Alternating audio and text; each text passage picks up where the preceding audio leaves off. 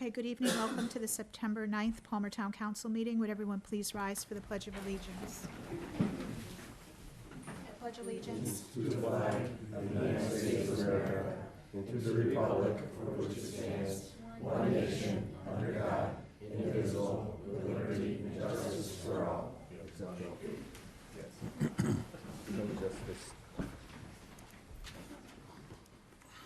Okay, first item on the agenda is a swearing in of a new police officer, Jason Ouimet. Chief?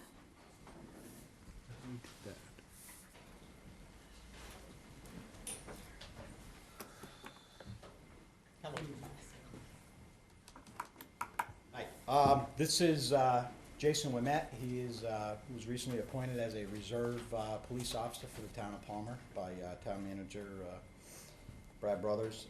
He has successfully completed the Massachusetts Bridge Academy in accordance with police reform. He is certified by the Post Commission and fully certified to perform the duties of a police officer in Massachusetts. He's going to join us as a reserve officer. He'll fill in and supplement the force now, and he'll also be available to work detail work as well. Awesome. Congratulations. Welcome. Welcome. Yeah. Raise your right hand and repeat after me. I state your name, I, Jason Ouimet, do solemnly swear and affirm do solemnly swear and affirm that I will faithfully that I will faithfully and impartially and impartially perform and discharge perform and discharge all the duties all the duties incumbent upon me incumbent upon me as a Palmer police officer as a Palmer police to officer the best of my skill and ability, to the best of my skill and to the ability, rules of the Constitution, to the rules of the Constitution, so help me God. so help me God.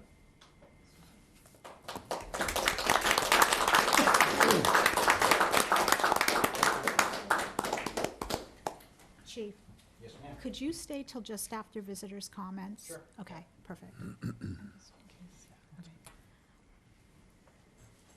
Okay, and I'm going to now turn the meeting over to Town Manager Brad Brothers. Yeah, so I'd like to call up Ryan Alamo and his mom, Michelle. Ryan is the recipient of our first local spotlight here in Palmer, so I'll give a little background about Ryan. Ryan is an 11-year-old who attends the 6th grade here in Palmer. At the age of 6, Ryan fell in love with cleaning up the town after learning about Earth Day and ways to help the environment at school. In Cub Scouts, he continued to urge others to get involved with taking care and continuously cleaning up the town. Now as a Boy Scout, the continued effort of keeping the town clean is part of the requirements for ranking up in Scouts. But he looks at this as he's still helping others to make the town cleaner and show people how a little hard work can make a big difference. In 5 years, Ryan has filled over 56 bags of garbage, 24 bags this year alone. He has collected over 1,000 nip bottles. He separates the recyclables from the redemptions and donates all the funds from redemptions back to the Scouts. Ryan, one question for you is, how can people in the town how can they help you continue on? I know Mom had mentioned maybe people can donate trash bags. Yeah, absolutely. That'll help you go a long way to continue on doing what you're doing, correct? Yeah. Good stuff, good stuff. Mom, anything you want to add? No? All right, easy enough. All I want to say is to clean up the town. Yeah, no, we appreciate it, and I know everyone here appreciates it. It's all the residents in back. It's a great thing, and we're happy to have you here in town. So Ryan, as a token of our appreciation, we have a certificate thanking you for all of your hard work to the town. Oh. And in addition, that's the okay stuff. What the fun stuff is we have a DPW hat for you. Oh, thank you. I'm gonna wear it. We got some neon gloves for you when you go out. Whoa, that's a lot of stuff. I'm gonna We wear have a Safety shirt. Palmer DPW shirt. Wow, that's a lot. Might take a little bit to grow into it, but I'm we'll get okay there. with this. And then Ryan, most importantly, for you to continue on, we have a roll of trash bags. Woo! Thank you, Ryan. A little video of you. It's just a few photos. I've seen them many Oh. times. Oh yeah. Yeah. You gotta see me and Mom. Yeah. That's a lot of stuff. It is. No, we appreciate it. And there you are, Ryan. Look at that. A lot's coming. Wow. I like it.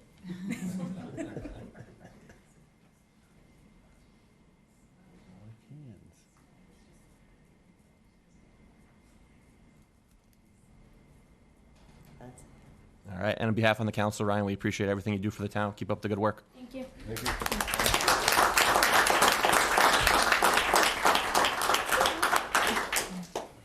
And just so you know, we do the spring cleanup. I'm trying to do a fall cleanup.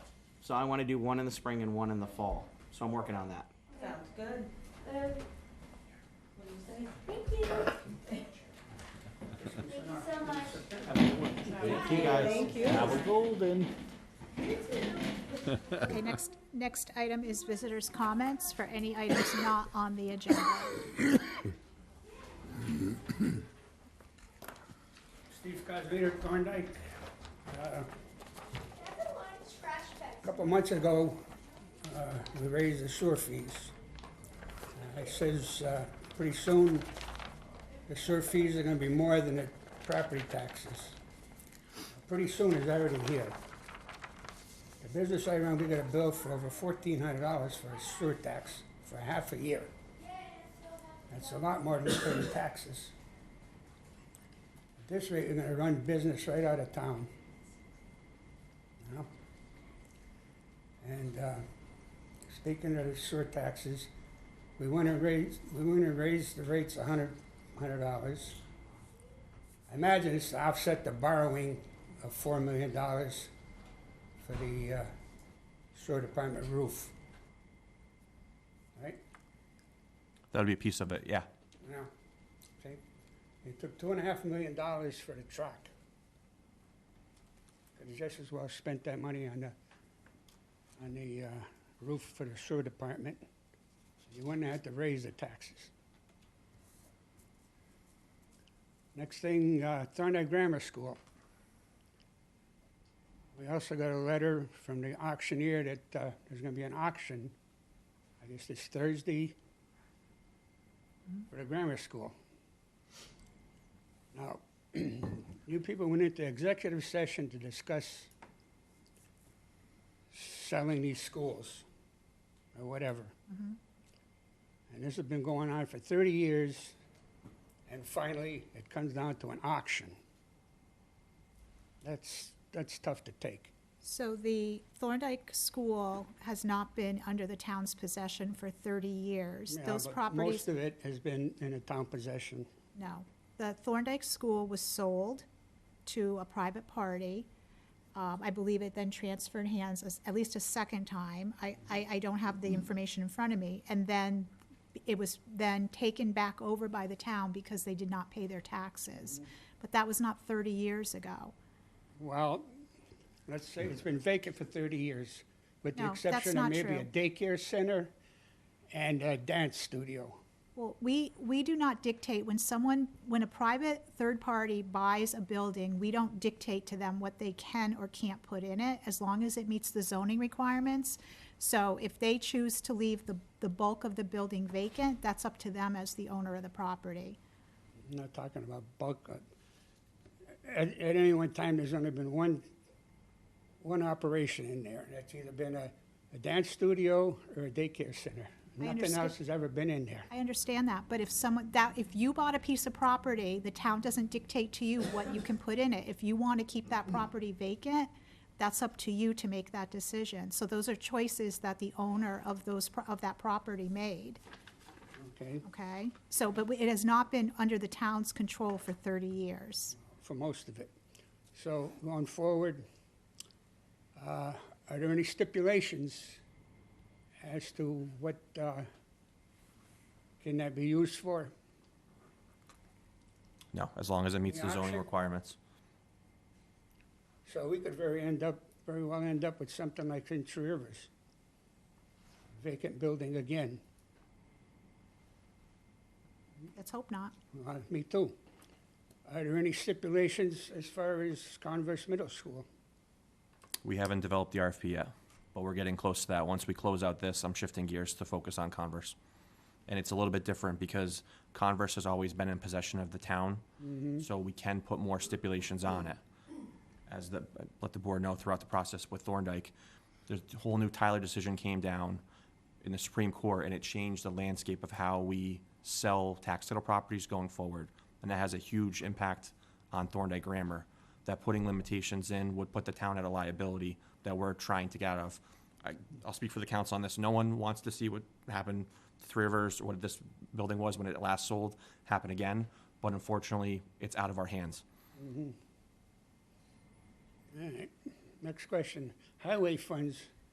Have any of the highway funds that the town has gotten from either the federal government or the state been allocated anywhere in town? Chapter 90 money? That's So I believe that is Matt here? Oh, sorry, looking right at you, sorry. So I believe that there was a list of roads that went out that were gonna be paved this year. Is that on the town website? Yes, I believe it was posted there, also on Facebook and, So okay, so do you know when, is it fall paving that they're doing? we got pushback because Palmer Paving is moving the Okay, first weekend. so first week in October, there's a list of roads that are gonna be paved. So it's on the town website, or you can reach out to Matt Morse tomorrow and he can give you that list. Okay, and whatever happened to that Maple Street, Maple Terrace project in Three Rivers? That is, we're gonna get an update for the council on that in October. The chair of that, John Latour, who's the community development leader, he'll be here to give an update on the whole project status and where that's going forward. Okay. Thank you. You're welcome.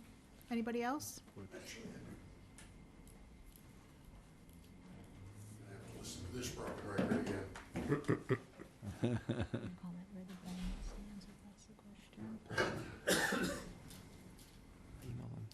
Michael Minnie, French Drive, Palmer. Our roads. I know you're all thinking about things to do and creating policy and bylaws and betterment proposals, but we need them repaired. They're worse than ever. They haven't been repaired in over 2 years properly, in my opinion, and they need to be fixed. You know, unfortunately, and I feel bad saying this, but I'm 2 houses from the end of French, and it was simple getting out. Yeah, it was tough, but now that I gotta go all the way out, I know what everybody else is feeling. And it's impossible to avoid those holes. They're giant. James Street it's gonna be impassable. You know, the guy that just listed the house on James is talking about trying to fill potholes himself. I've filled potholes. It's not fair. It's just not fair. You guys are completely abandoning those 3 roads. And I get it, they're private, I get it. But you're also gonna put us in a catch-22 with the betterment proposal. It's not gonna happen.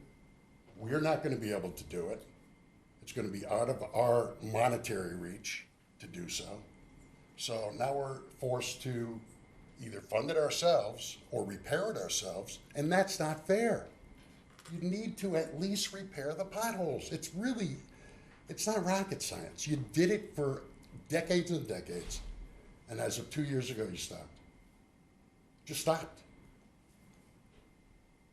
And you know, we weren't here that often over the last 5 or 6 years. Barbara, you know we weren't. I came out this summer, we did what we could on those, on 2 potholes at the end of the road that nobody uses? That end?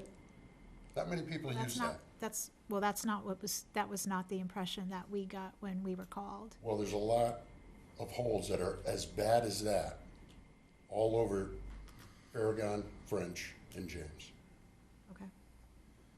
And they I really got need to one be- question. Sure. You live on the end that was closed off, Correct. correct? How is that possible to close a road off? That's what we've been asking, but the town Isn't it doesn't a want to be right of involved in way? that, so Okay, we're that's not true. Pursuing. So I that is a just private wanna road clarify. issue, that is not a town issue. So for you to say that, that's kind of disingenuous.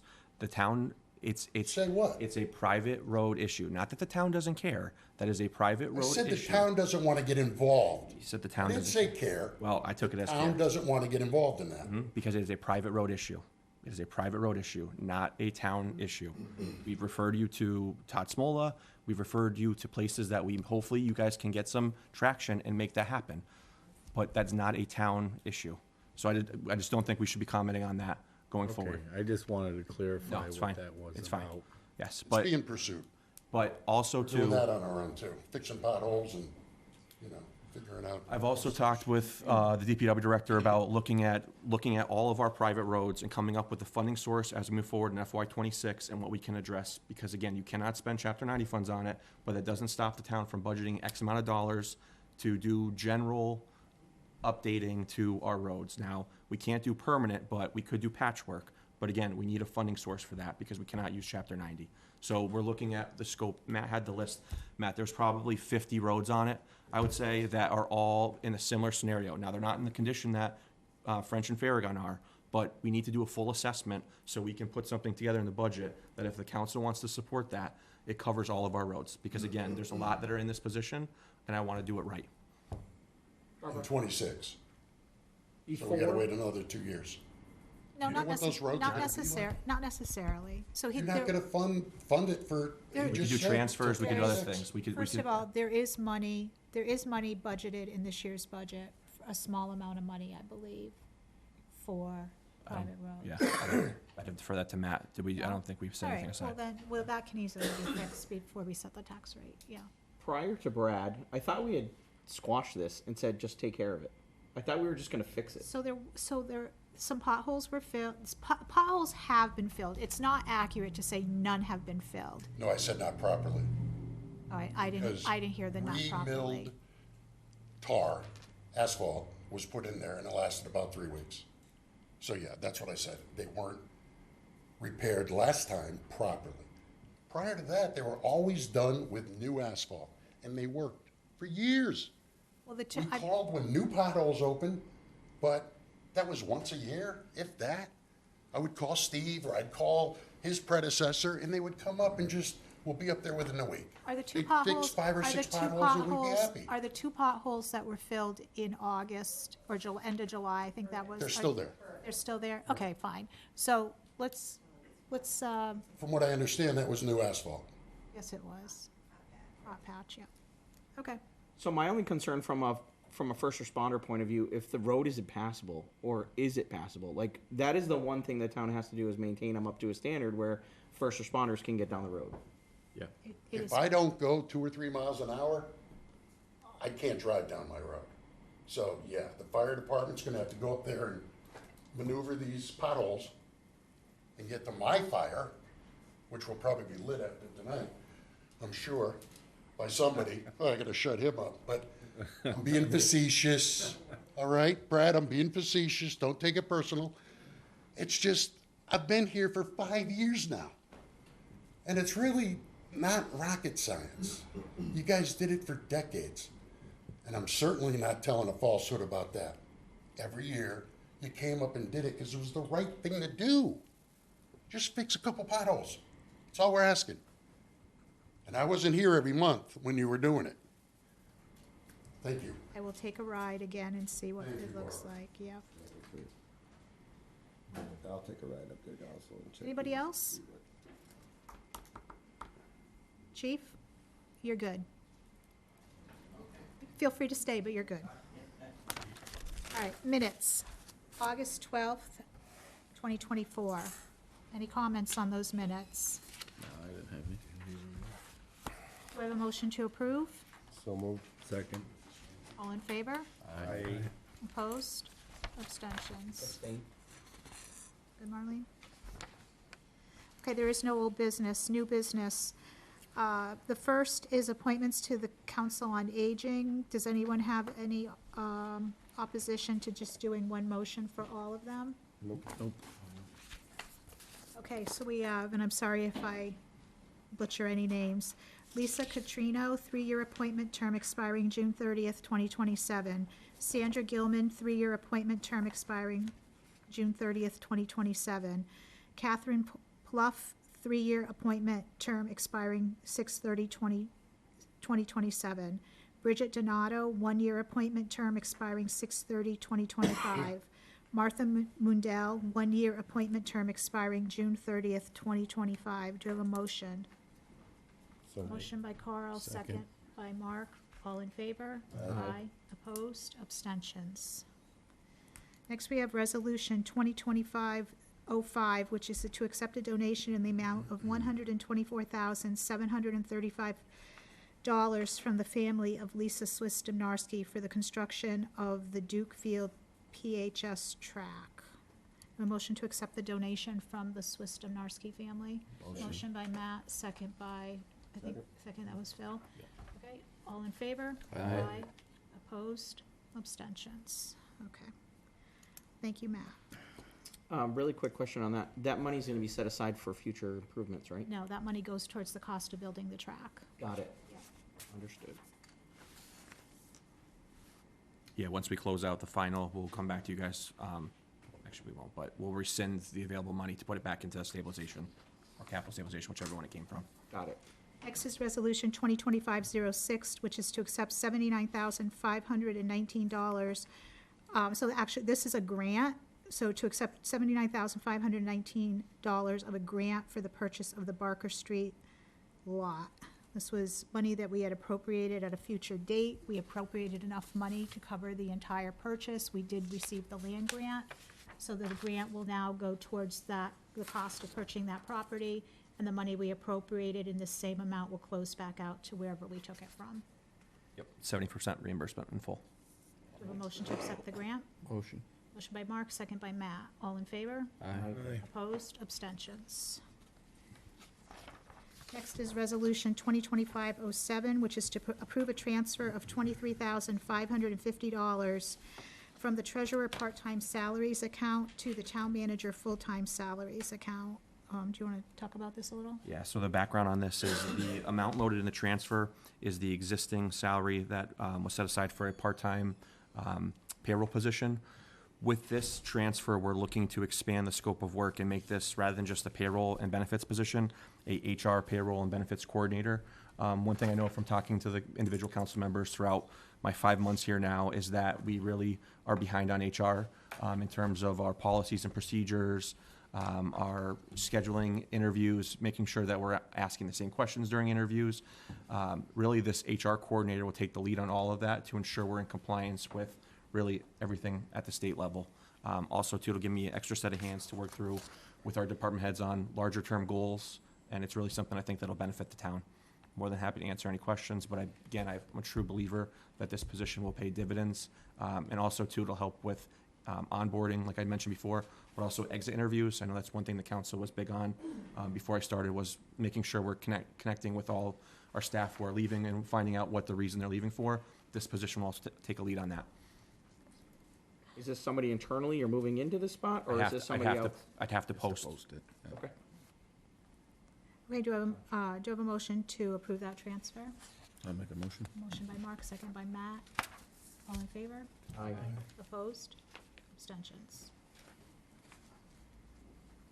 Okay, next item on the agenda is an update on the Palmer Public Schools from Superintendent Matt Francis. Welcome. Thank you. Good evening. Thank you to Mr. Brothers for the invitation today. Before I turn it over to Principal Riopel and Principal North, if I remind you of last year's theme, Why Palmer? We chose the theme to really highlight not just the school system, but everything that the town had to offer to bring new families in, to keep families here, and to have individuals retire. In the end of last spring, I contracted with a production company to do a promotional video on the school system. So before I turn it over, I'd like to show you our promotional video. We launched it at Convocation on August 27th. And since that time, we've had over 20,000 views on social media. So we're proud of it. So I thought it was important to show you guys as well.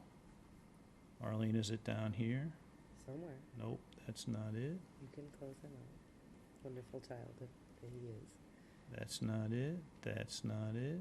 I might have to download it again. I have it on my drive.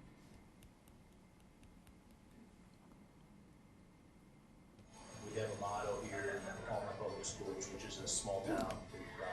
I would describe Palmer as very encouraging. It feels like the whole town shuts down and just comes out to support us. beginning with the faculty and staff. All my teachers have always been so kind and have been a huge part of my success.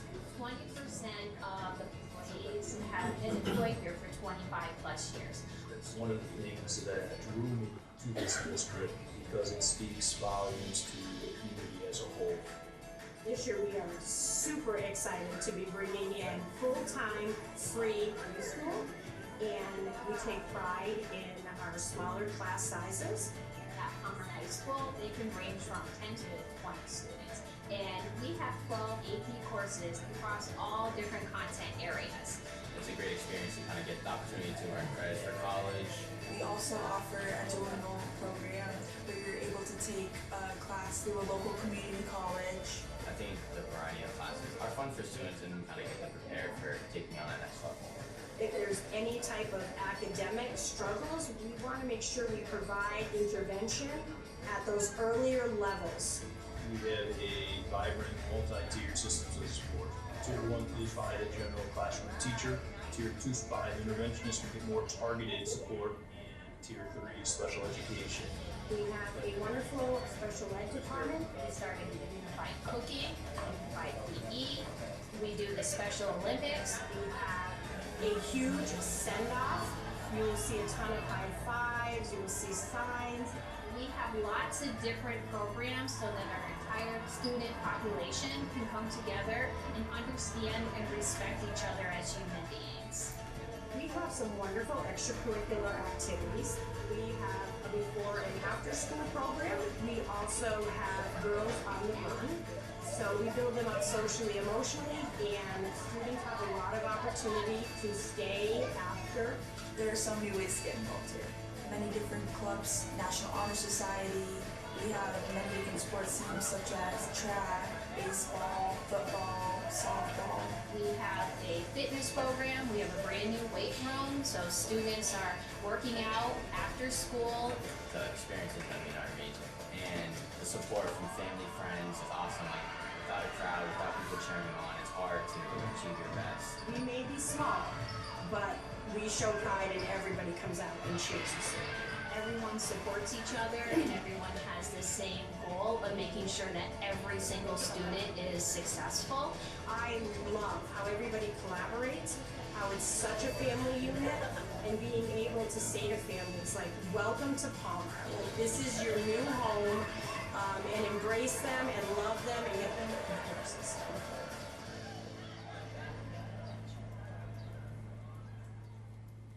That Sean's an awesome guy, huh? He's worked for me. He's going places. Yeah. One of the new initiatives that Ms. Riopel that the video captured was our preschool program. Today was the first day of our preschool. So Ms. Riopel, I'm going to invite you up to talk about our preschool program. You gonna sit or stand? I'm going to stand if that's all right with everyone. Good evening. Thank you for this opportunity to speak to you about our preschool. I just want to pass around our preschool flyer that we've handed out and just give you a little bit of background to our preschool. So prior to this year, Old Mill Pond had 3 classrooms. They were half-a-day programs. Some parents had paid full tuition, and there was also some sliding fees. The hours of that preschool were 9:15 to 11:30, and then our afternoon was 12:30 to 2:41. Obviously, with the changing of the world, it became quite evident to us that the hours of preschool were not helping out our families in town. Families, both parents are working, they're trying to support, and they weren't able to send the children with that interruption of the day, and the hours just weren't conducive. So we knew as a system that we needed to look more into full day to be able to target more of our families and their needs here in Palmer. So over the course of last year, we started to turn out interest surveys, and we received plenty of unsolicited communications about the preschool program and how the community felt about that. So we decided to make a move, and we started that move over the summer, which included a lot. We had to figure out how students were going to get dropped off, if they were going to be in our normal car line. what naps were looking like, purchasing cots. So it was a whole new endeavor for us, and even for our lunch program. So we took it on, and we're happy to announce that this year we have been able to fill 3 full-time classrooms. And that looks about 15, 18 kids per classroom. And we still maintain our half a day, our AM session and our PM session, because for some parents and grandparents that does work for them. So currently we are at 42 full-time students and 28 part-time students. And the part-time looks like a Monday, Wednesday, Friday schedule or a Tuesday, Thursday. So together this year, we are offering 70 free time preschool slots for our family of Palmer. And we are delighted to be able to offer this opportunity to them and get more kids in. Obviously, it's important for those early stages of learning also to get them into our system. So we have an upcoming open house on September 19th where all classrooms will be open. That's between 4 and 6, so if any town council member would love to come in and take a look at the preschool, we encourage you to do so. Any questions?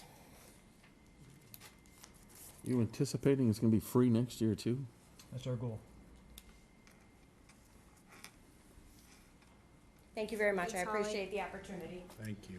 Other initiative that we kicked off this year, Principal North will be discussing our career pathway program, and that is the business finance pathway. Our first cohort was our 8th grade into 9th grade this year, so it's our first year in offering this pathway.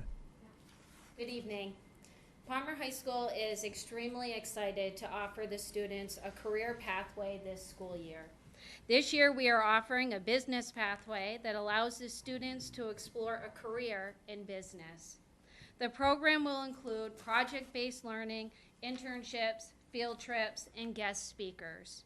We have 2 business classes called Introduction to Business, with a new curriculum that focuses on developing business foundations. There is also a financial literacy class and school to career. Financial literacy teaches students to search and assess college and career opportunities, identify and prioritize their personal money management goals, develop personal spending and savings plans, comprehend the impact of time on the value of money, understand the cost of using credit, and protect their assets.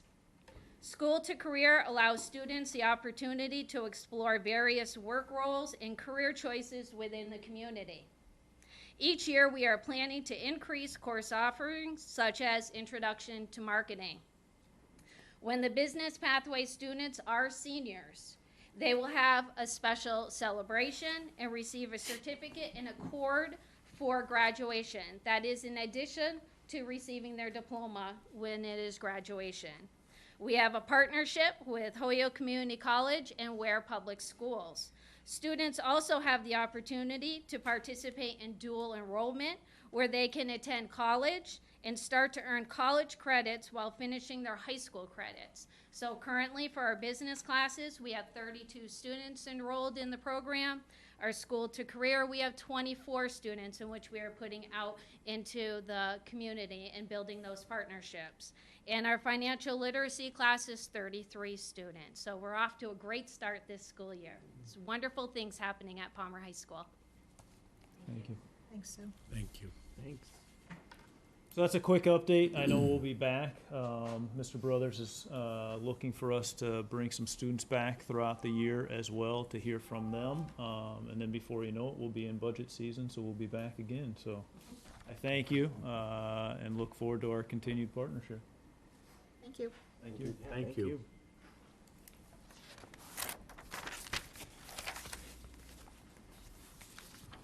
Next is an update from Matt Morse, the DPW Director.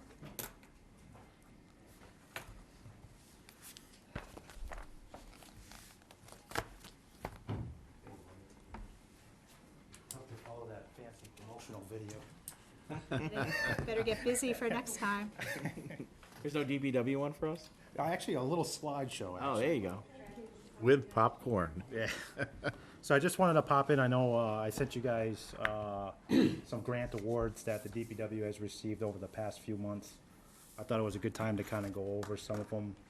Our first one we received in February. I've been working on it for quite some time, about a year and a half. It's through the Complete Streets funding program through Mass DOT. We are awarded just about $500,000 with this grant. I was pretty excited about it. With this program, there was sort of a timeline, and I wanted to kind of share it with you guys. The town of Palmer submitted a letter of intent in 2016. You guys, as a council, also approved a municipal policy in 2016. And I'm going to just kind of slide down. Here's the policy that you guys made. I'm not going to read it verbatim, but the Complete Streets funding program is one that provides safe and accessible options for all travel modes: walking, biking, transit, and vehicles for people of all ages and abilities. So if you see the timeline there, prioritization plan was approved by the town council in 2018. This is the policy here, voted on by the council November 7, 2016. And part of this program is you got to have public input. As you can see here, this was a press release, and the public meeting commenced on January 10th, 2018. From that point, a prioritization plan was put in place, approved by the council, and it created a list of 28 projects. This is the award letter for $499,999.98 to be exact. This is the prioritization plan, numbered 1 through 28, that has already been approved by the town council back in 2018. I waited till now to kind of present this because we were just recently awarded a shared streets grant, and I wanted to combine these two so that when we go out to bid, we'll save money on design and the bidding process.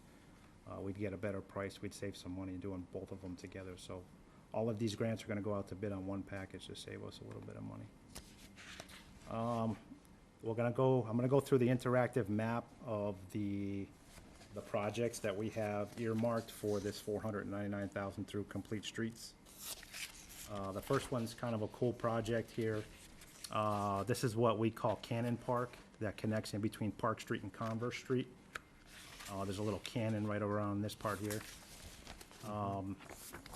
I know we don't know what's going on with Converse School, however, there's still a park back there, so we need to get walking accessibility through to the other side to the park. So this is Subway here, so we're going to cross through pedestrian crossing ramps. We're going to redo the sidewalk all the way through the entire park. Once we get to the other side, there's also pedestrian crossing ramps on both ends, ADA compliant. But this one's kind of cool because we're going to be putting ornamental street lighting through this park. We've also chosen an ornamental light that matches our downtown district lights in downtown Depot Village. That way we keep the kind of nostalgia in there. Cool project. I'm excited about this one, but this is one of many. So moving on to the next project. Congested area, intersection of Converse Street and Walnut Street. This goes along the lines of getting public access and ADA compliance, getting it up to the park at the top of Walnut Street. This intersection, all four corners will be done in new concrete. We have ADA compliant ramps at all four corners, new pedestrian ramps with new crosswalks, new stop bars, new signs, new signage over here for the one-way signage. Next project, Central Street and Park Street. This is the post office here, and this is also an active church that gets a lot of foot traffic. So I think this intersection is a really good candidate for this. Again, on the corners, you'll see here is all of the new sidewalks on the corners, making pedestrian crossing ramps, new crosswalks, new stop bars, making it much more safe for travel.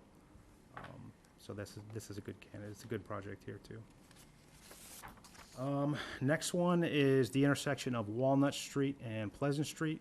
I think if any of you guys have ever traveled through this intersection, you know how hectic this little congested intersection is. This one is actually up for discussion because we are gonna be proposing, Walnut Street be a one-way. I know the fire station is down here, but if you look at the yellow hash marks, the reason why these were painted was because if somebody's coming down the one-way of Pleasant Street and somebody was parked here, the fire truck can't make that turn. So I think we should probably talk about making this a one-way coming down this way, since Pleasant is already a one-way coming this way. But here, we also have a little bit of an issue. You can see the street pole. So out on site, I know you can't tell on the map, but it's really close to the intersection. So making this a one-way will allow us to give a little bit of a bump out so that we can get ADA compliancy without moving utilities. Which direction would you propose? I think, One way. I think coming up, From Maine? yeah. Up for discussion, though. I'd love to Yeah, hear just throwing it people's out there. feedback, yeah. Just wanted to see where you're. It's just so tight, and this intersection's really, really tight and congested, so. Have you gotten feedback from the fire department at all? You No, mentioned I it? haven't. Okay. No, this is kind of the first step in sort of giving public input and see if anybody's got input later on. Could this, fire department not obey that law and go the other way? 'Cause Absolutely. what if someone? Well, I'm sure an emergency, lights you know, I'd on. have to talk to see how many times an emergency they actually head that way. Yeah, You know, 'cause is there Crimmins and another Bradley route that catch fire, doesn't, They gotta go. yeah, that doesn't cost more time? You know, there's probably a lot more to it than just, hey, I'm gonna slap a one-way sign on it, but anyway. Another good candidate here for this project. Next one, Really quick, the Yeah. two intersections that you already pointed out, they already have established sidewalks as a downtown setting, but there were no curb cuts? no. So ADA compliancy is huge, so you gotta have the right slope, and you gotta have warning detection panels, and there's a whole ADA compliancy guide on how to construct an accurate sidewalk. Today. But I'm just saying, Today. in the past, we never had curb cut sidewalks, huh? Nope. And this is what kind of makes them a complete street, because you're accessing by pedestrian way and by road.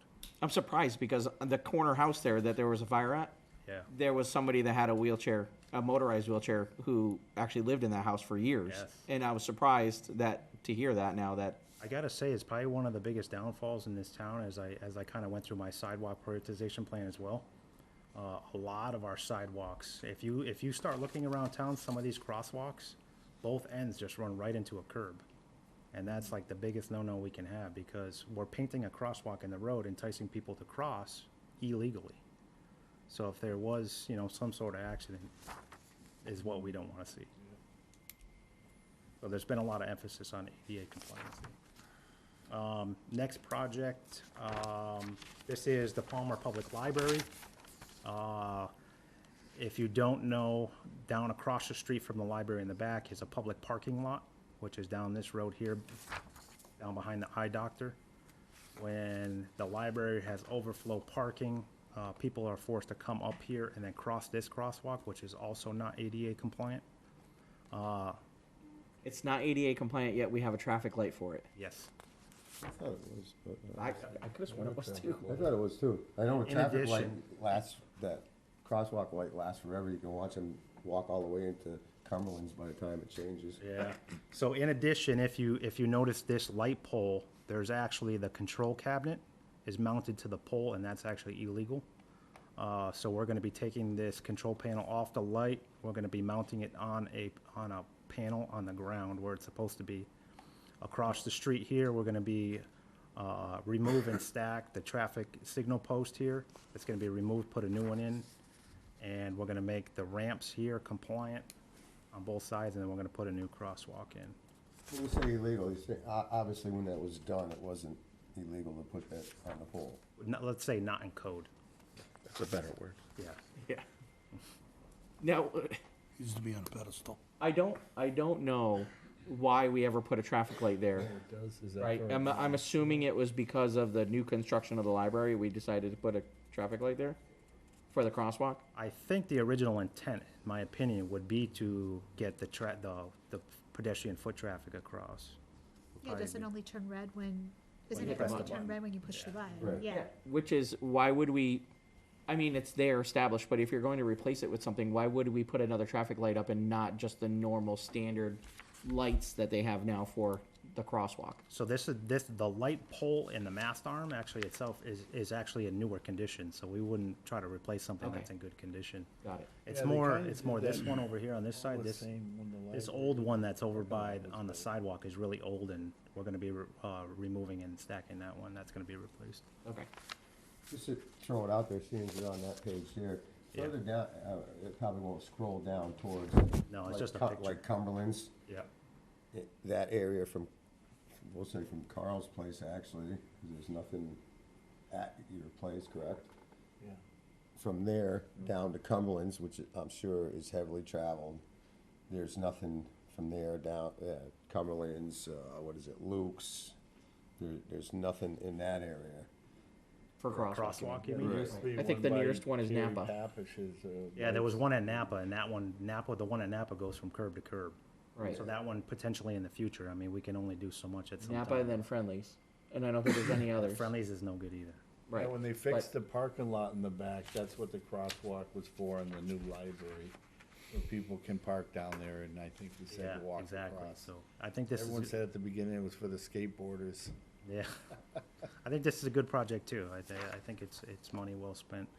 Over here too, we have, some sidewalk work that's being done at the end of the month over here too, in front of the liquor store diner over here too, so. Next project, Shearer's Corner. Two pedestrian crossing ramps at these two intersections here, going across Shearer and across Shearer Extension. Pretty basic here, but non-compliant. The goal here is try to connect neighborhood into the shopping plaza at some point. There's also no crossings across 181. In the future, we'll be looking at that. Thorndike Street and North Main Street, the big intersection downtown Depot Village. All these ramps are non-compliant, so all these ramps, the traffic signal posts, the new paint, the new ramps, we got some new lights going in, the push-button lights to get pedestrians across safely. Kind of an overhaul of this whole intersection, I think is one of our most used intersections in town. Could definitely use from this upgrade, so this is a pretty good project. This one I'm kind of excited about for, it as well. This one's in Bondsville. The two biggest things I think are used in Bondsville is the park and the post office. And if you look, we have no safe travels getting from the park to the post office or vice versa. So here, you guys probably know, coming around this corner, this sidewalk just weirdly ends right in the middle of the road. So what we're gonna do is we're gonna extend the sidewalk all the way down the side of the road until we cross with a pedestrian crossing ramp getting into the post office. So, I'm looking at Google Maps right now, and that's currently how it is. What's that? The sidewalk goes right to the post, actually, it doesn't go to the post office, it just goes to, Yeah, right here. right there. Oh, you're proposing go down further in Yeah, front of the we're gonna post take office? it, we're gonna take it where it weirdly stops at nothing, and then we're gonna bring it all the way to Bondsville Post Office so that they can cross and get to the post office. Does that eliminate the parking on that side of the road? I was just gonna say that, because you have the No. fence for the river. Smushing the road. No, because there's enough room there, because this sidewalk is already kinda there, like taking up that weird spot. Yeah, but along the river there, there's a fence. Drop Yeah. And so, right, that drops off into the river, so then people just park along that fence and then they cross the street to the post office. Post office. So if you put, so I'm not talking the end where it just ends where the yellow is on the left-hand side, Yeah. but all along there, as you get closer to the post office, that's where people park Mhm. and walk across. So if you extend out whatever the dimensions are for a sidewalk, it would seem that there then wouldn't be enough room. Yeah, if you Yeah. actually look Park. on Yeah. Google Maps, the telephone poles are actually in the road. Yeah. Yeah, so we'll definitely double check it, but the lane width from the yellow is all you need is 11, so we should have enough. And if you look across the street, that yellow line is actually centered in the road, and you have a car parked there, so you should have enough room. But I can definitely look into that.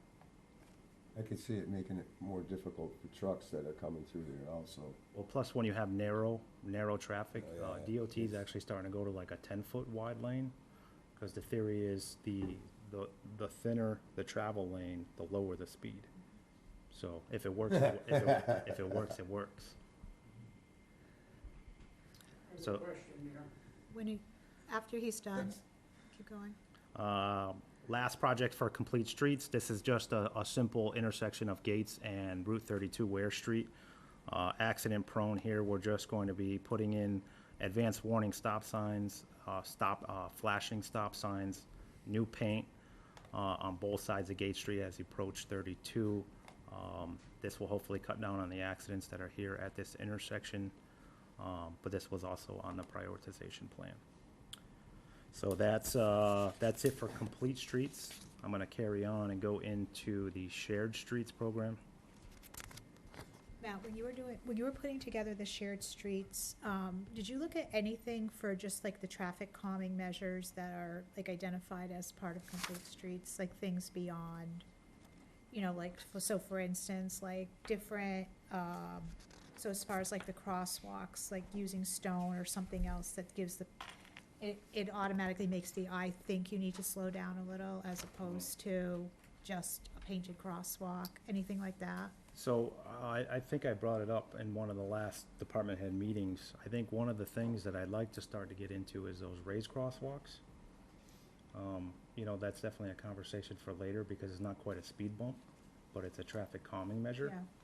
Two locations stick out to me is the front of Palmer High School and also in front of Angel's Diner in that congested area on North Main Street. I think that should be in every village center. I agree. But I'm Yeah, is that- happy to have discussions about those. I gotta say, just crossing, because there's room for a truck to park leaving town to walk across the street to go to Cumberland's. And it is ridiculously taking your life to get across that road. I mean, they're just flying. For a place that is all business zoned, I forget what's the speed limit through there, 35? Yeah. It's ridiculous. No, I agree. So It should be, that whole section through there should be 25, so then they'll at least maybe do 30. Instead of, if it's 35, they're doing 40, 45. I'm telling you. So, for instance, there was this very elaborate plan that was put in place for Three Rivers. And I don't know what grant that was that we got, but I know it exists. And it talked about, so like Chudy's Corner, do you know what that is? Okay, just in case. So there was like bump outs into the road. So again, all traffic calming measures. And I thought that the plan that was put together, Matt, do you remember that? It was a facade grant, wasn't it? I'm not sure what it was, but there was a lot of like really good ideas for basically just things you can do that aren't that costly to just do, like these bump outs and the different things with the crossing, to cross, and just to, again, it's not necessarily the road is smaller, but it's strategically placed where people actually, it's traffic calming. And we never did any of it, so. That was when we had our group on Main Street, when we were doing our own revitalization in Three Rivers. But I think it was part of like a community development grant or something. Yeah. Yeah. So the only reason I'm bringing it back up is I would like it to be dusted off and looked at, because I think it had some really good ideas in it that would fall right in line with the money that we can get through, There was a name for it. It Complete was urban Streets. something or other. Yeah, I'd be happy to look at that, yeah. Yeah. All right, moving on. Yep, sorry. That's but yeah, okay. yeah. So on to the Shared Streets grant. Shared Streets and Spaces Grant Program is administered by the Mass DOT. The program provides funding to municipalities and public transit authorities to quickly implement improvements to plazas, sidewalks, curbs, streets, bus stops, parking areas, and other public spaces in support of public health, safe mobility, and strengthened commerce. I was pretty excited about this grant. Only 28 municipalities across the whole state were awarded this grant. I was personally proud at my own work for getting this. But anyway, with the town of Palmer receiving this grant, we can include it with the Shared Streets to put it out to bid as one big package. I also wanted to thank Paul Burns from PVTA because this project was in conjunction with PVTA. A public transit stop was identified at Palmer Big Y Plaza. And once I get into the pictures of where this project is going, I think most of you guys will understand as to why. This was our grant award, a grant award in the amount of $208,710.25. And the project, I'm gonna skip to the second part. So Shearer Street, where it comes out on the Thorndike Street, here there's gonna be some pedestrian crossing ramps to safely get across with some new sidewalk on the little island. And then again, getting pedestrian crossing ramps. But once you get to this side, I think most of you will know that there is actually no sidewalk whatsoever. There's a dirt path that goes all the way down into the Big Y Plaza. I've seen people pushing strollers. I've seen people pushing shopping carts through the dirt. It's pretty unsafe, but also it connects our residents, you know, up top or down from Shearer Street at some point to get them down into what we call our business district, especially with the new plaza coming in, hopefully sooner than later. This is the town's portion of this specific project. This is where we're gonna spend the $208,000, pushing the guardrail back, reinstalling the guardrail, putting new sidewalk all the way down. And then the second half of this project was, if you see up here, this is, will meet improvements proposed under a separate shared streets and spaces grant by PVTA. So the second part of this project is actually the intersection of Big Y. So my long-term goal, if you guys know, I've been working with the new plaza developers as well, is my goal is to try to get foot traffic from one end of this business district all the way up to maybe the underpass of 32. With some new businesses coming in, I think it's important to get foot traffic through here, so we have to start somewhere. So starting at the Shearer Street side, coming all the way down, I know that this pedestrian crossing ramp on this side doesn't really go to much now, but I think starting it not only gives the employees from this business over here to be able to get to the plaza for lunch or whatever safely, it starts our sidewalk on this side of the road. So I think long-term plan is to get up both sides of the street all the way up. We're gonna be updating the lighting here. Also, the push buttons will signal to the overhead lights, and that sidewalk and these ramps will bring everybody right down into the plaza for the PVTA stop. So how do you plan on making that one compliant? Which one? The one across the street, because I'm looking at Google Maps right now, and it Yeah. goes curb to curb. Yes. There's nothing there. Yeah, so total reconstruction. So if you see on this, you're gonna see the sidewalk. So you do a pedestrian crossing ramp here, and then when you get to the other side, there's nothing there. There's So- nothing there on the Big Y side either. It's just Yes, curb and grass. Yes, so it's all gonna be new sidewalks, so people can get across with the warning detection panels, so the whole full ADA compliancy. And then on this side, you're gonna have a ramp with a detection panel. The only thing is, ADA requirement is you give them a landing spot, somewhere to get safely on the other side of the street. So it's gonna be full ADA compliant, it's just not gonna really go anywhere yet, besides allowing these employees who do cross, because there is a painted crosswalk here, which was painted for the workers. So we wanna make it at least compliant in the meantime for the workers over here to access the other side, whether it be McDonald's or Ocean State or whatever it is that they're going. We want it to be safe at least here. So you're saying the ADA ramp is gonna just land in that median? Yep. And there'll be no exit to it other than going back across the road? Right, after the project, in the future years, we have somewhere to pick up from. What's our easement Would on you that not- side of the street? I don't know, would you I'd have not to look right make away, it sorry. so You that? You have one though, right? Oh, yeah, yeah. Would you not make it so that it at least exits on the other side of that island? So if they wanted to go through, say, Yeah, I'm parking assuming- lot and look I'm at car- assuming- I mean, you know, it just seems. I'm assuming if you look close, that kind of yellow rounded curb, that probably won't exist anymore. It'll probably be flush, you know, somewhat with that parking lot apron, so that there wouldn't be a transition, you know, like a 2 or 3 inch drop coming off that I'm pad. just saying, instead of it just dead end in there, if it at least went into Yeah, I'm assuming it'll probably come back right over there here. where you're at, Yeah. they can at least access that parking lot. And going back to Shearer, you're only going to go just to make a crosswalk to get to the other side, right? Because there's already a crosswalk that goes all the way down Shearer. Here? Yeah. Yes, so you're gonna come up this corner here, it's gonna be redone in concrete. You're gonna cross, you're gonna get new sidewalk inside the island. Inside the and then- island? Yeah, and then getting back over here. We had to push this back a little bit because you can't really be here. If you're here, then that traffic's coming too fast. There's not enough time for warning. Is the stop line gonna be pushed back where the Yeah. crosswalk is on? Yeah, see, proposed stop line. See, What does that do for sight lines, though? I'm just, yeah, it should be fine. I mean, so before before all these projects get kicked off, we do, Sherman and Frederick will be doing the surveys and stuff like that. So all of that stuff gets noted in I just sat there for 15 minutes before trying to take a left, so I'm sure everyone's done that in there. You gotta be fast. Yeah, exactly. They don't go that way. Gotta be aggressive, Brad. Yeah. Don't go I that don't way. go, I don't go that way. That's what I, Yeah. that's what I just said. So Just don't go that way. that's it for the shared streets. Just one more quick one. DPW was also awarded $11,577.12 for railroad crossing upgrades throughout town. We have 9 locations: Bennett Street, Quabog Street, Norbell Street, Main Street, Sykes Road, Church Street, East Main Street, Sumner Street and State, and Main Street and Three Rivers.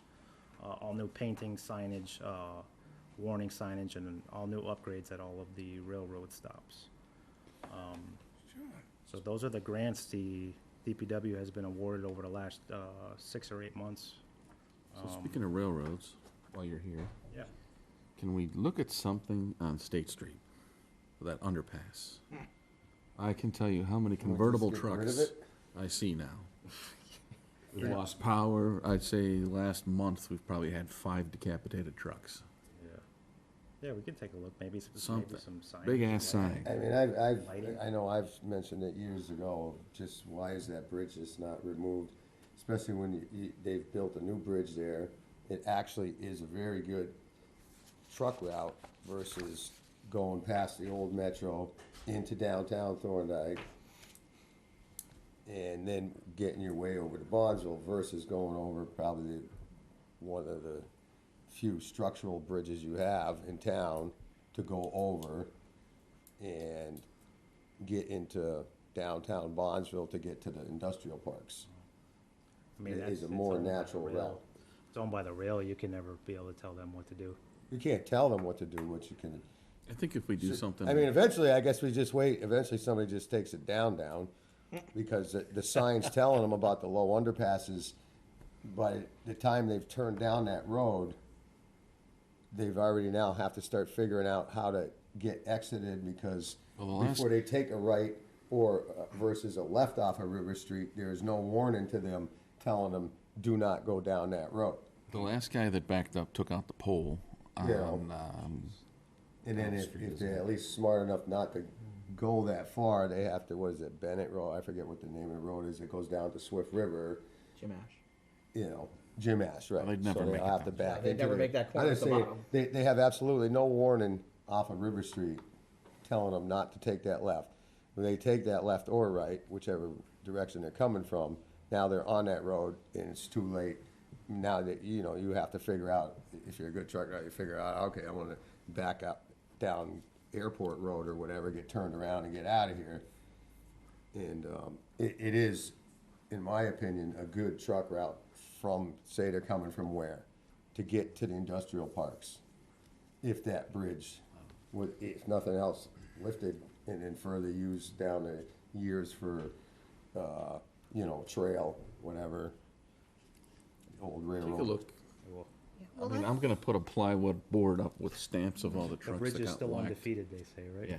Oh, they're pretty sturdy. Very rarely. Let's have Brad work with Matt to figure out, maybe contact the railroad and Yeah, I want to say. explain the situation. Don't quote me on this, but there's a bridge that is now going to be utilized for a bike trail. That's the one. So that's why I don't think there's any interest in removing it.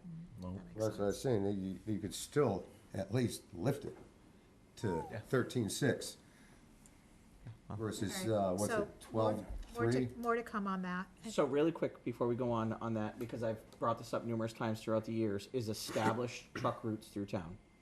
There shouldn't be semi-trucks driving through our neighborhoods. I know we have a village mentality where each village has its own, but we have state highways in every single village. There should be established truck routes. Trucks should stay on the established highways, not going through our residential neighborhoods. Depending where you're I talking about. I agree with that, but you can put up all the signage you want. I mean, They're bottom not line gonna is it care. Their needs to be- GPS says go this way. It needs to be enforced. Enforcement is the key, so. It's just like coming from Ludlow, if you wanna take a right and go by the old school there to get up to Kmart. That is a perfectly good road, if you don't go under the underpass, to avoid downtown. That road is plenty wide enough, you go by the school, you take your left, up and over, come out by Kmart. There's a sign there, no trucks. There's no reason for it. If the drivers are smart enough to read a sign that the bridge is too low not to go under it, other than that, there's no reason. So there's certain areas that, look, I mean, you know, but yes, there should be, you know, some type of help to get them through the town that, like I said, these GPSs, unless they have unless you have a specific one, a truck route GPS, you just use your regular one, it won't tell you that there's a low underpass, and these people will just follow them blindly. It happens constantly throughout the day right in front of my office, Yeah. right there on Bridge Street. Just look at some annoying signs, flashing I mean, signs. so that's when you have to like call the trucking companies that are in the area all the time and work with them to say, look, we have these are the areas in town where we have low underpasses, and then they work with the truck, Like right? the place I worked for down in Industrial, they, Yeah. had a little. Start billing them do back not go down this street. start billing them back the police officer time. Okay, so let's Yeah, move let's on from move on. that, okay? So the other thing you mentioned, these are all gonna be, outsourced, all these projects? Yes. Yep. So we're gonna have to go and find, The bidding process? Yeah, we're gonna, Process. so the goal is, we're headed for a January bid and probably like an April, springtime construction. That was my first question. Can we afford all that? It's all worked in the price, yep. Good. Yep. Is that just a one season, is all that one season? We should get it, yep, we should get it all done throughout the summer, next summer. Okay, great. Yep. Anything else from you? Not on that, no. So that's not gonna prevent you from painting the lines that exist, right? No, The actually, good we're ones? just about done already painting. Good, because I did notice that some of them were getting done, Yep. but we're not repainting the bad ones, obviously. Right. Okay. Perfect. Yeah. We still got a little bit more to do. We gotta do town hall, we got the parking spaces in Depot Village, but for the majority, we're done for this season. Okay. Not too much more. Did you have anything else you wanted to talk about? Or was it just these three things? No, after this, and then we have one more item on the agenda. Yeah, but on this agenda item. Oh, I think it's good. Okay, we good? Yeah, Steve. Yeah. What was your question? This project in Barnesville there, on the corner, has the town ever taken, ownership of that, property? In the corner there, there used to be, Henderson used to own it. And who owns it now? Will you gonna point to us on the map if we pull it back up? Edelson Playground? Or across the street on the corner? Across the street on the corner. Opposite corner? They did- Right here? Instead of moving, adding the sidewalk and Right moving here? it out into the road. Oh, there's Town lead. owned it, you could Oh, just here? move the sidewalk I don't know, towards I'd the have river. to, I'd have to look at that GIS system. I'm on it right now, man. If I'm not mistaken, I think there was a thin strip owned by somebody else. Yeah, I feel like that, I think you're right. They're due I think we to looked into this be a before. very Or patient something is over there. there. I forget. Like just some industry that existed there, or, Yeah. I feel like this was talked. That thin strip that goes all the way along the river is owned by the Chenango Corporation. So it's that corner all the way down. However, the town still has a right of way. I don't know what the right of way is without my paperwork, but. Yeah, you got so much from the. It's 11 feet, center- so I don't know how much- Center I line. don't know how All much right, well, it is, that's a, they can look into that. Yeah. Yeah. Dumping. Okay, we're gonna move I have on. one more question. Oh, yep. I don't see $1 spent in Thorndike. Oh. Not $1. Just brought up one project in Thorndike, didn't you? Church Street and, The Summer school. Street. Yeah, Main and, Summer Street. yeah, Main and, Bridge. The tax rate in Thorndike is more than what's the rest of the town, because of the fire district but tax. that has nothing to do with us. That doesn't have, But, well, I mean, this had nothing to do with that? No, the Ta- fire The tax. fire Fire tax tax. has nothing to Oh, do the with fire us. tax. Okay, forget the fire You- tax. so- we also have Main and Commercial. Regular tax. Main and Commercial Street is actually being redone on a different plan. What? Main and Commercial Street, that whole intersection there is gonna be redone on a different plan. That's under our sidewalk prioritization plan. But, you know, a lot of this stuff is just cosmetic stuff. The meat and the potatoes is what you should be looking at. Like in Thorndike, for one thing, that curve on Pleasant Street, when they did the sewer separation, that should have never been accepted. You got a manhole that's sticking up about 2 inches, and all they did was put a patch around it. That curve should be banked. Nothing has ever been done with that, it's just been let go. But getting back to this tax rate and what's being spent, maybe it's time that we spread this tax money around according to the population. So every village and Palmer gets their fair share. Now, you couldn't tell me that Thorndike's getting too much, because Thorndike ain't getting nothing now. No, he just, commercial, And Maine. church, That's junk. Maine. Okay, well, we're gonna move on. Yeah, I know, move on. That's what I would just move on. I think I give Pass you, the buck. I think I give you ample opportunity to speak at every single meeting. Yes, I am. I believe Brad just wrote down the information that you asked about, and he can look into the manhole that you said No, is but raised. As far as the taxes, I spread the money around. Again, I'm sure that the sections of town that were identified were areas that have safety issues, and this is some grant money. If you have issues of places that you feel are unsafe, again, reach out to Brad, and let's have the conversation, okay? I'd rather get it out here. Well, that's fine too, but I don't have answers for you right now. I mean, this is the agenda item we're dealing with. This was how the grant was proposed. These are the projects that are gonna be covered under the grant. We're not straying from this because we got, how much do these all equal? $500,000, Or like 800. $800,000+ in grant money. So we're gonna take the money and we're gonna get these sections of town taken care of. There's probably 800,000 times 20 of other areas in town that need to be done. So we talk about the sidewalks. The sidewalk cuts are not, all through town are not where they should be. I mean, that's the way they were built years ago. The standards, as he said, the standards have changed. We've got to start somewhere.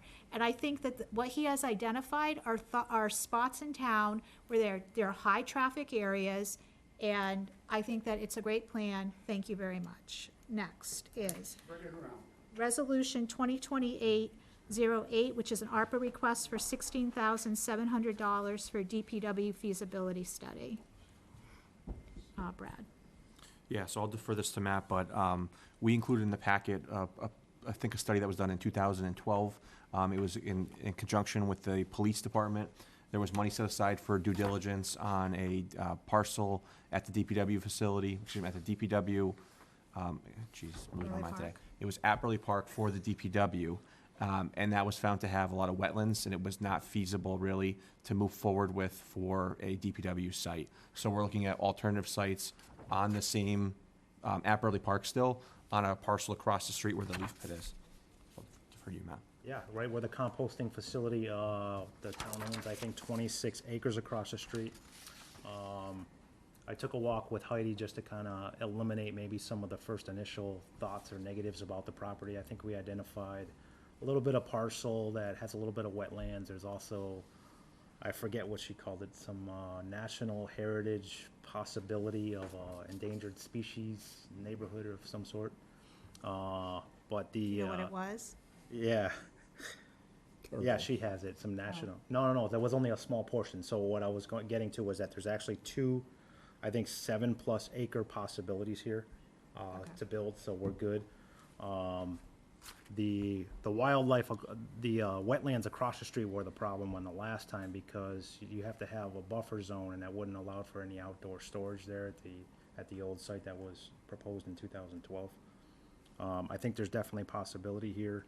But we want to take it a step farther just to kind of, have the VHB do the feasibility study, put some drawings together, go through the Wetland Conservation Act and all that kind of stuff, and do a real, deeper dive into this parcel. Yeah, this is a big step. I know we haven't seen an official presentation yet, but one of the sites that's moving forward for a possible rail location is the existing DPW site. So it's in our benefit, I think, to move this forward, that if that becomes a reality, they want to open up shop for a rail in 2029. So having this done and getting moving on it is to our benefit. Again, no guarantee that the rail stop's going to go there, but that is on the table. As you're doing this feasibility study, is the purpose of the feasibility study just to identify whether or not there's sufficient land to put something? Or, you know, so like we don't have a design for what we're looking for. I know last time when this came before the council, it seemed like the design was a little bit more than what we wanted to spend as a council, which I know, you know, in hindsight, cost then to what it's gonna end up being now, I get it. But, you know, it was dollars available at that point in time. But what are we asking for as part of this feasibility study? So, sort of when I spoke to John Furman from VHB, he's gonna be given the old study, and it's got some drawings in it, where he's gonna work up, so he's gonna provide us with 2 conceptual designs. Basically, he's gonna sit down with me, what are our needs now and what were our needs then, and sort of come up with drawings that, you know, 2 sets of different drawings for you guys both to look at and sort of determine and go from there. I think it's a good starting point. I don't think anything coming out of this feasibility study is, you know, set in stone, but I think it's where we need to start, identifying the land. And is it giving us a cost estimate on building what that design that existed back? Yep. So would it make sense for for the council to review that design? To just make sure that what we're saying we want to fit on the piece of property is exactly what the council thinks is necessary? This is the old one we're talking about dusting off, right? The one that we thought we were gonna put at Burley Park years Right. ago? The only reason I'm saying is because when that design, I don't think, came before the council, and then they went Shelved. through a study, and then it was more than what, again, this was a long time ago, but I feel like it was more than what the council thought we were going to do for a building. And so then it ended up not moving forward because of that. I just want to make sure if we're I know it's not huge dollars for the feasibility study, but I want to make sure. So the quote that we initially got includes 2 different things. It includes the parcel constraint review, Yeah. which is a major component, and it also includes the conceptual design. In the conceptual design phase, we can develop up to 2 site plans, and the contractor would be doing 2 virtual meetings. One is for the client's development program, so we can work with them as we go through that, and then also a presentation of the conceptual site plan. So the council can have input as we move forward. Okay. Barb, back then, it did go before the voters, did it not? I don't think so. It did. It The got voted DPW? down, and it was, I remember, because it was the police station, and they already had it all figured out for the DPW, and they both went for the override, whatever, to be approved. I don't remember, I Or- don't think so. I think we just moved forward Or with maybe the police. council itself. I think we did put it to vote. I think I I think just the police station went to a vote, and I think the council all did not move forward with the DPW. Okay, we were the ones that stopped. I believe it, so. Because I knew they were both at the same time, so you had a conceptual plan and Yep. a lot up there already. So I guess that's my question, why are we studying for a new lot if there was one? Because it was wet. That's the thing too, which doesn't make sense to me, but Well, it was already approved of, I know. That was my next comment. I know, it That doesn't make so, sense. so money was Supply spent thing. and it was Right. approved, but now it's It wasn't 12 years later, all of a sudden it's. No, so I didn't read this whole thing, but in the beginning not- don't at the make beginning sense. of this, it like clearly says like, it's wet. That's what it says about this parcel. It's Yeah, like, it shows the it's somewhere, wetland and it but shows a somewhere in buffer like in the it beginning also. So paragraphs, not only it's that just, too, but if you actually turn in off of Old Warren Road and go into the park, the first thing would be right there would be the facility. So it was kind of one of those things too, I guess people were, of what I've heard through town is that nobody wanted to pull into Burley Park and go by the DPW. That it was yeah, like that an wasn't option. that wasn't the discussion. There's nothing there. It was all about the cost, and I think can't there make this needs up. to be, No. like, Show that. there needs to be a conversation, so for instance, if we're gonna put a assault shed or whatever. If, like, I understand why you need that, right? But then, you know, do we need to put every single do we need to build a building that fits every vehicle in it? Like, I think those are the kinds of discussions that we have to Could have. you have like two separate little spots or something? Well, I think there's a lot of stuff like that, and so, you know, and then, also, like, you know, realistically, like, what do we need for office space? Like, I know that those were the issues, so it's like, if it's the DPW director and an admin, right? And then a break room, like, stuff like that, but, you know, if the design, and again, I didn't go back and read this because it was so long ago, I'm sure that our needs have changed. But if it was putting in 5 offices, for instance, do we need 5 offices? Like, those are the type of things that I want to make sure that we're talking about, to say, there's one thing about, you know, for growth, but if we look back to this plan in whatever year it was, 2012. okay, so 2012 to today, you know, a lot of years have gone by, and if we're still looking at the same type, you know, same conditions, but I just think there was certain areas that were kind of a little bit overkill for what we really need. So I want to make sure if we do this, it becomes, this is what we really need for years to come, and what vehicles do we need to actually have housed inside versus maybe just a facility that takes it out of the elements, but maybe it's not totally closed in for some of the vehicles. Those are the conversations I want to make sure happen, so that we know that when we're getting the feasibility study now, so this is ready to go if we decide to move forward with the project. You know, I mean, I don't want a feasibility study that we're all gonna go, you know, no, like, they designed this, but we don't need all this. So I'll take your word for it that we're gonna have the opportunity to do all that, but I think that that's so important. I think even since 2012, one of the things that even changes as one of the office spaces is the animal control. I think in the original design, there was animal control office in there that won't no longer be Right. there.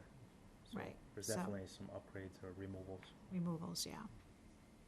And granted, I know it's gonna be a lot more money than it was then, but, Right, but due diligence on the property is number one. We can't be Correct. going into like the final decision on a property like we did with Tractor Supply and find out that there's only a small well, portion. that wasn't us doing it. I'm just saying that somebody had to know somewhere that that was wet.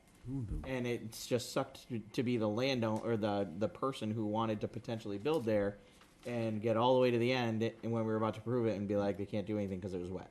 But it, So- yeah, I think we're doing the right thing here. We're assessing the land. You know, Good. let's make sure That's what I mean. I just we want to make sure we do it right so that we don't go into this and we're like, we can't do anything after we spent all the money. and I and- also wanna make sure that when they go in and they do the first thing under the scope, which is a parcel, parcel constraints, right? That if they're like, no, it's all wet, then there's no reason to go on to a conceptual design, Correct. because, so that's what I think is Right. important. And then if we have to find another piece of land, then let's do that, but they went the whole gamut last time on a property that was a wetland. Doesn't make any sense. Do we, on that note, do we have a registry or a directory of all the town-owned land in town? Yes. Okay. Yes. Is it updated? I'm just kind of curious. Yeah, to my knowledge, it's updated. Okay. Yeah. Now, finding some and good No, luck, just but right. they're all, I'm sure we have a spreadsheet that outlines all of them, yes. Okay. Yeah. Okay, so do I have a motion to transfer $16,700 from ARPA for a DPW feasibility study? And just before we jump into that quickly, sorry. I'm sorry. When we do the bid package for this, we'll make sure that if it's found that that parcel is not feasible, we'll close the contract there so we don't have to pay X amount after. Do I have a motion? So moved. Motion, okay, motion by Phil, Second. second by Carl, all in favor? Aye. Sharing the love, Matt. Thanks, guys. Matt motion first, but I'll put it down. Yeah, there. whatever. Arlene's paying attention, I know, so. it's good, it's I good. gotta sign all this crap. Thanks, Matt. Thank you, guys. Have a good night. Okay, next is Resolution Matt.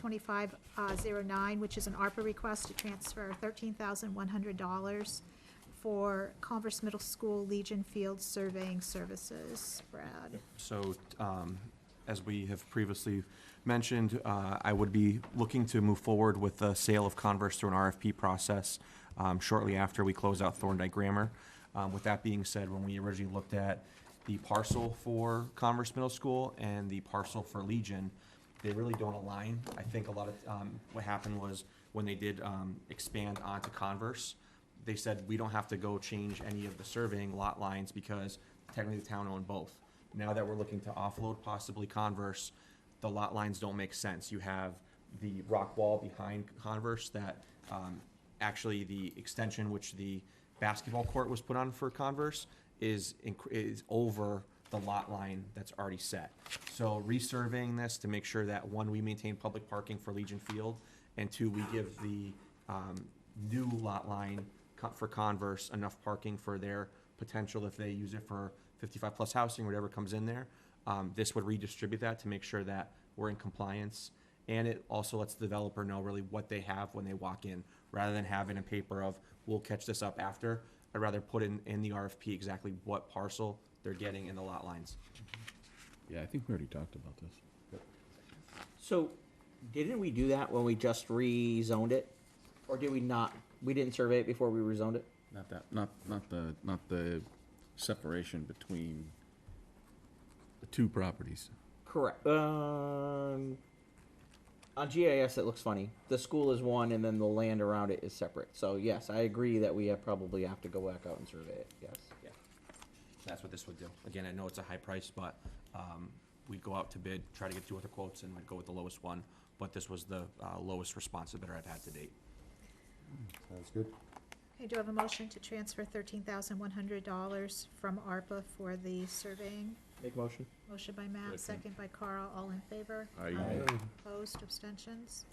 Next is Resolution 2025-10, which is a ARPA request to transfer $50,000 for a Pathfinder Regional Vocational Gymnasium floor replacement. Very patient, Mr. Duda.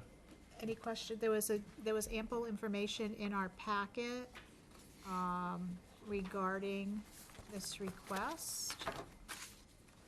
Did anyone have specific questions? Just context for people at home, right? So this is because Converse is falling on disrepair, right? Yeah. Why don't you start? Yeah. So Converse Middle School will no longer be accessible to really any youth sports. So that is what we're going to look at going forward. That creates obviously a need for youth basketball. I think youth baseball may use it. Anyone who uses that facility now is looking for coverage for other spaces. Now, when we had reached out to Superintendent Duda and Pathfinder, seeing what the use was, one of their major concerns why they were limiting use during the weekends and during the week when it's available was based on the floor conditions. So I won't dive deep. Superintendent Duda, I'll let you talk to that, but Palmer essentially would own 1/3 of that anyway if we went through the capital process. So to obtain that extra availability and to offset the need that we now have because we're closing Converse, I think this makes a lot of sense to fund and move forward with. But So really quick before you move on, if we're closing Converse to youth sports, right? That Converse is dead. Isn't it our emergency location for shelter? I believe we've changed that. I reached out to Chief Burnett. It has been updated? Yeah, I forget what it is. Okay, just want to make sure because I know that for years that was our emergency location. So It's now Old Mill Pond and Palmer High School. Okay. It was updated, you guys did sign it. Gotcha. Eric, go ahead. Yeah, thank you for having me for 2 months in a row. I appreciate it. And as Town Manager Brothers already mentioned, this is kind of a unique opportunity and timing. So the youth basketball of Palmer, we've already accommodated them in the past with the use of our gymnasium, but currently the floor conditions have deteriorated and we've been watching that and we haven't brought forward a capital request. As you know, we didn't ask any of the 9 towns for capital infrastructure last year. And this year, in order to accommodate, the best thing would be for a floor upgrade. And as you saw in some of the information I provided, about 30% attend the school, and the majority of the requests come from Palmer organizations. Not a surprise, you're the host town of our school, so it wouldn't make sense necessarily for New Braintree or Granby or Oakham to come use our school for something, so they don't do that. So it's common for Palmer. And this is a bit unique with the fact that one town would be supporting something like this, but it's not unique in the sense that the usage is typically from Palmer. And yeah, I would appreciate the support on this very much, and I think it would be a good thing. I also would like to mention on the record that we'd be more than happy to, sign a longer-term agreement with youth basketball and have them continuously use our facility for years to come. We're happy to do that. If the floor can sustain it, we'll work around it with our athletic schedule. More than happy to. So Eric, just if this money is approved tonight, what's the timeline for the for the gym floor to be replaced? So we received a quote a few months ago. I forwarded it to the town manager.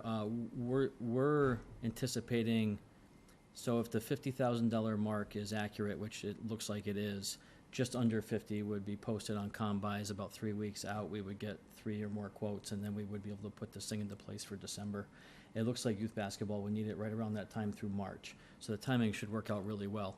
But if we are knowing we're replacing it and all this goes forward, we can start letting them use it. Even if the wear happens, we would know that there's a replacement coming, so it wouldn't be as much of a concern. And the replacement was just a week, right? That was the time estimate, so That was they'll the need estimate, downtime for a correct. week. Was it just refinishing and?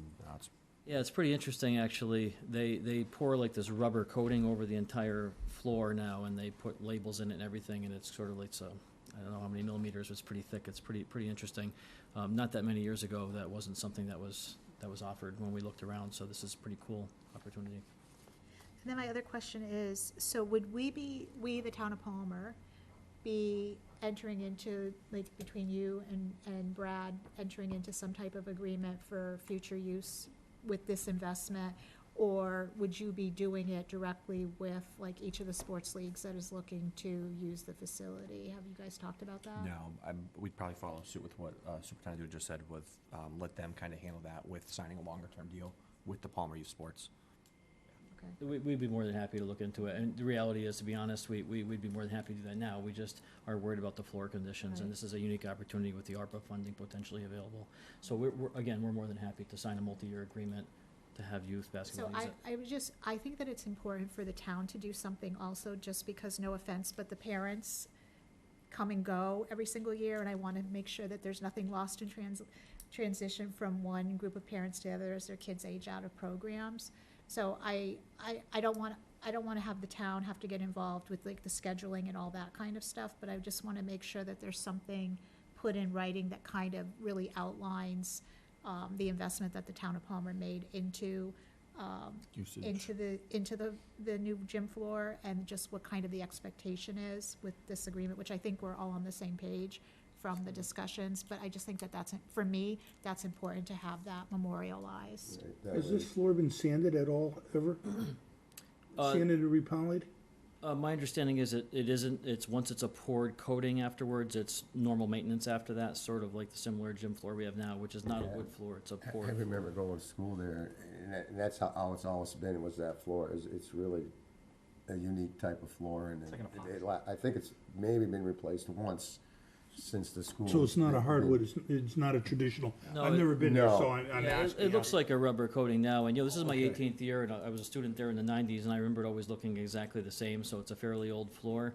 Right. I do want to say too, and I know Councilor Matt Lemieux over here is looking to speak, but I do want to mention too that, we've been a long-term community partner. That's not a surprise. I've been a long-term community partner personally, and pick your event, whether it's a Three Rivers Chamber of Commerce, whether it's domestic violence task force, anyone that's looking to use our facility. Myself, formerly as principal, now as superintendent, we're always trying to work with the town of Palmer. That's not going to change. That's our mindset.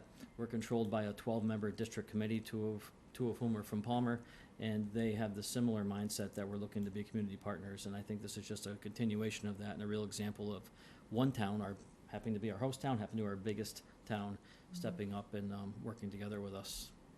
Yeah, I think it helps, like I say, helping you in taking care of an issue with the schools. And again, it's all been, being that we are the host community, I think it works out great that, we can hopefully cure the issue. Matt? So Andrew, the rec director, handled all the coordination for Converse. So is this just going to get handed off, or is Andrew still going to be involved, or? I imagine that for this piece, they'll work directly with, because this one's not under any of the town's jurisdiction. No, that's why I'm asking, yeah. So if I may speak one more time, the current format, we have a full-time athletic director now, previously was partial time. That person currently coordinates with, like, the Palmer Cowboys for their way in, and youth basketball in the past. That would be exactly the same. Nothing would change. So the format would be the same. And as far as our district policy is concerned, there's an agreement of rental fees that can be waived by the superintendent, and the only thing we'd be looking for, again, on the record is, any kind of staffing that might need to be there, like custodial staff or something. There would be no fee beyond that, and we already waived that anyways. So that's nothing new for youth basketball. We've done that in the past. We would continue to do that. No, it's just a question. I know that you have a coordinator, but we now, since, in what, 2 years now? We have a rec director, a full-time rec director. For our facilities. For though. our facilities, right, but they were managing that facility for that group. Right. So if that's just something less on his plate, is what I'm saying, yeah, he just won't have to deal with that, right? Okay, so do I have a motion for $50,000 from ARPA? So moved. Motion Second. by Phil, second by whoever. Carl. All in favor? Aye. Aye. Opposed? Okay, so there are some of the parents here from the basketball league. They should, can you give them, how are they gonna move forward? I mean, should they contact your office to try to connect to whoever they need to talk to? So we currently, and this kind of simultaneously and coincidentally happened the way it did. The reality is we already have a pending request from the Palmer Youth Basketball to Right. use our facility, and I was waiting until this evening to just speak to all of you to make sure that we could sustain the wear. So we'll approve that this week, and then we can start coordinating usage from December through March as requested, and that should be smooth with our athletic director. Okay, perfect. We're talking like multi-dates, not just weekends, because we have full high school courts on weekends. Yeah, we will do our best to accommodate all the requests. We would have to see those, and our AD would have to work it, but our plan is to work around whatever scheduling we need to. Currently, it's just our own sports teams using it, so I don't foresee that being anything that can't be overcome. Okay. We're happy to help, honestly. lot. And I Yeah. appreciate the council very much. Thank you, all Thanks, of you. Eric. Okay. Safe travels. Thanks. Thank you. Thanks, sir. Okay, next item, we are removing the first reading on the betterments and non-public roads because we are not, we're still waiting for information back from town attorney. Next is discussion regarding makeup of the town council, the subcommittee. So in your packet should be the new subcommittee assignment for 2024-2025. Try to accommodate everybody based on those that I heard from for requests. You will know I expanded the economic development liaisons to 3 individuals from 1. I thought that was important. I also removed a few communities from last year and previous years that really were non-existent or not necessary anymore. And I did reach out to Ben Hood, and he is still interested in being the PBTA advisory board member. So, everybody good with that? Perfect. The thing about the economic development liaison, I was that person for the last couple of years. The planning board actually sends me their packets for every single meeting with all their details. Okay. So we'll just get the other 2 added to that distribution, and then Can you take care of that? Yeah. Perfect. Thanks, it's really Matt. good to get all the insight and see what's going on the agenda. So then one of the other things that Brad had talked about at a previous meeting was, any ribbon cuttings or different things in town. So I know that sometimes we seem not to get notified of things. So I noticed on Facebook after the fact that the craft, what is it called? Just a little craft Just store. a little craft store, they had a ribbon cutting over the weekend. They moved locations, so Right, they well, were I knew they, location. right, I knew they moved locations, but there was actually something over the weekend that we did not get notified of, and unfortunately, I saw it after. I will, So I think we just need to make sure that we're doing a better job. so I can speak to that. Okay. So let me put my other hat on. Yeah. As the chamber president at Three Rivers. So Dan Flynn, who is the WBCA, the Ware Business. Yeah. So he and I are been courting together, and we made a deal that any ribbon cutting in Palmer I would do, and he would support, and any ribbon cutting in Ware I would support him and go to his, right? The other thing to that is that Dan's full-time job is working for Turley, which is great because then we get media coverage. Right. So yes, as the chamber president, I will do my due diligence and let the council know and the town know that when we plan on doing something, there are a bunch of stuff coming up. There's the new laundromat in Three Rivers. There's 7 railroads we haven't hit yet. There's a bunch of other small businesses that we plan on highlighting, even if they're not chamber businesses. Yep. They do not have to be chamber businesses. We're just doing this because it's the right thing to do. and to highlight new businesses coming into town. Obviously, we would love for them to join the chamber, but it is not a requirement, and that's the way we just plan on going forward, just highlighting businesses. Perfect. So, that's great. I think it's important for all of us to know, but I also see like, our liaisons to economic development of this being a role that you guys can, you know, if you're available, to be able to hit the businesses, especially like I know a lot of them unfortunately are during the week when most of us are at work. I'm not saying you're not at work either, you are, but, but anyway, so I just think we need to try to do a better job, but I would like that the liaisons to economic development to try to take that on as a responsibility also in the upcoming year, so that we do have some, and if Matt's gonna be going to most of them, I mean, that's great, but I'm sure there's gonna be times when you're not available either, The so. hard part, though, is in speaking with economic development, is that a lot of businesses, they don't have to tell anybody at town hall that they're opening a business. Right. If they don't, you know, if they don't need anything from town hall, they can just open a business. They should be pulling a business license with the town clerk. They should be, correct. So maybe the clerk could give us an update on what business Or could license, give or Brad from an Brad. Yeah, update, Brad yeah. can hook us up with that. Yeah. Because technically, we don't even know until we see or somebody says something, and even from the chamber point of view, we don't know unless somebody says, hey, did you try that new place or see that new place? Right. And then we know, so. Okay, town manager report. say one thing? Oh, yeah. Since you guys are all gonna be getting the planning board packets, could you share some of that information Of course. with the council? Oh, yeah. No, I mean, that's the reason why we were doing it, is that if there was any hot button topics or anything, we could always share, but there really isn't anything going on at the moment that's, You know what I mean? I got you, yes. Understood. Okay. All right. So for the 9/11 Remembrance, there will be two ceremonies, one at 9:30 a.m. at the Palmer Fire Department, and one at 6 p.m., which is sponsored by the American Legion, and that's at the Fire Services Group in downtown Palmer. So those are the two 9/11 Remembrance dates. On 9/12, the Palmer, Town of Palmer will be holding the auction. The auction will be held here in this right in this room at 12 o'clock. Open house for both the properties is from from 10 to 11 on that day. And there'll be full access to Thorndike Grammar, so we're putting lights downstairs because obviously there's no electric in the building right now. So the last week's open house, we only had the first and second floors available. We'll make the whole building available on Thursday. On September 13th, the Council on Aging is having their annual picnic from 11 to 2 p.m. at Pulaski Park. On September 27th, 24, the Council on Aging is having a 90th birthday party from 11:30 to 2 p.m. at the Senior Center located at 1029 Central Street. And on October 3rd, just a reminder, the FY25 first installment of the sewer bills are due. The library's summer reading program, the participation numbers finally caught back up to pre-COVID numbers, so that's an excellent trend we hope to continue to grow. Recreation had 2 successful August events with 45 kids enjoying a week-long basketball clinic and 5 lemonade stands set up for Lemonade Day, which resulted in a net profit of $1,000 between all 5. So pretty successful day.